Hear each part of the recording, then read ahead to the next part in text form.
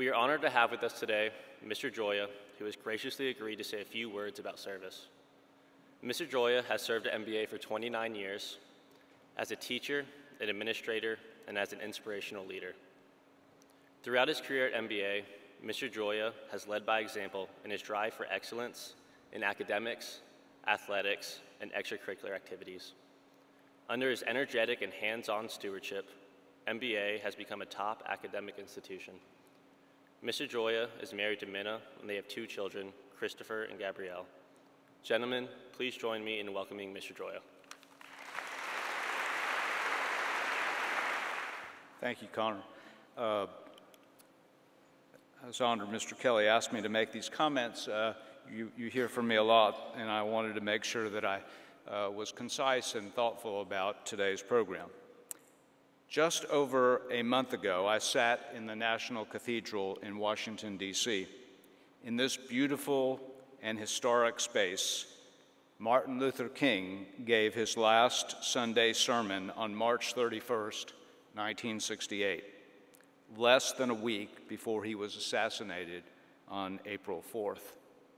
He was unquestionably one of our country's greatest orators, and his speeches and writings were poetic, inspirational, and memorable.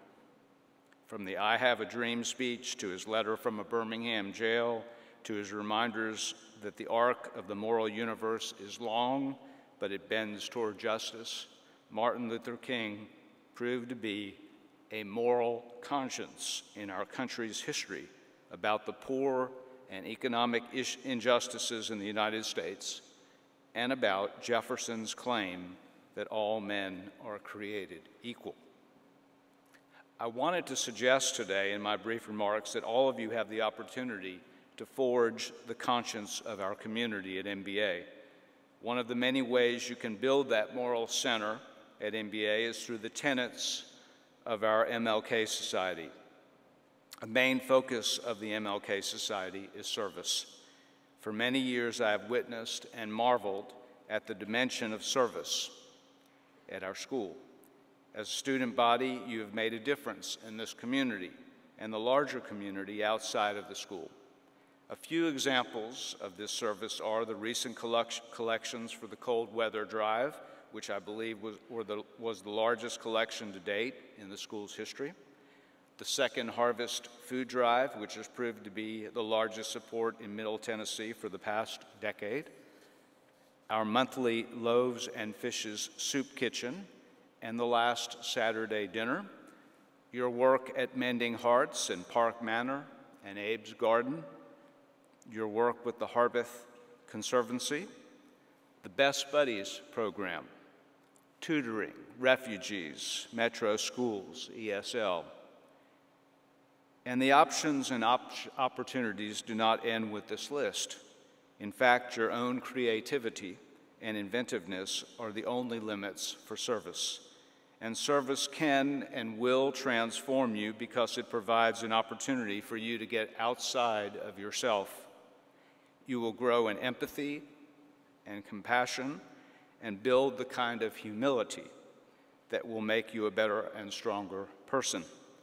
Humility is not thinking less of yourself, rather it is thinking of yourself less. So today is a good moment for all of you to think about how you can be more engaged in service to others and the larger community. Secondly, the MLK Society should spark in all of you ways to be a better person. I have learned over the years that we have at MBA the opportunity to build a better man, and one more attuned to the values of the 21st century. Traditionally, the masculine stereotype was very different from the concepts that define a good man today. Strength is now more associated with the softer virtues of kindness, vulnerability, gentleness, compassion, and empathy. I think kindness may be one of the most underestimated virtues. You will be amazed by how much a simple, kind act or expression can change another, a day, or an experience. And gentleness can be one of the most surprising virtues. It has been said that nothing is so strong as gentleness, nothing so gentle as real strength. Compassion and empathy are simply the best ways to connect with another and to express your care and respect.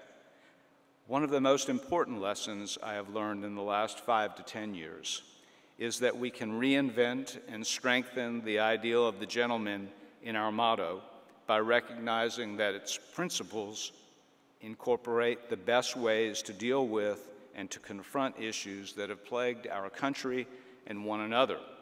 Racial, ethnic, economic differences, for example, can be sensitively and positively understood by expressing the kind of qualities and integrity that a gentleman should implicitly know. One should respect others simply because it is the right thing to do, regardless of the color or background or social standing of another. We would have a better world and better understanding of what it means to be a gentleman if this were the case.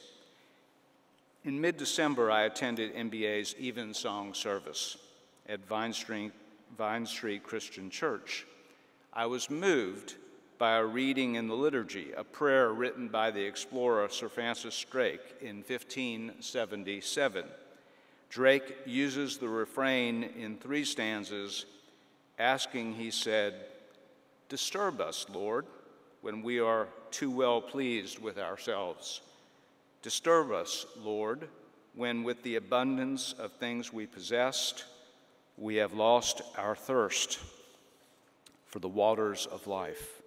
Disturb us, Lord, to dare more boldly, to venture on wider seas. May we heed Drake's admonitions not to be complacent in our lives, to build a life of service, to find that integrity and those characteristics that will help us to become better and better gentlemen, and to dream the dreams that Martin Luther King hoped all of us would craft, to find a more perfect union and a world where each of us embodied the kindness, the goodness, and the respect that brought all people together." Thank you.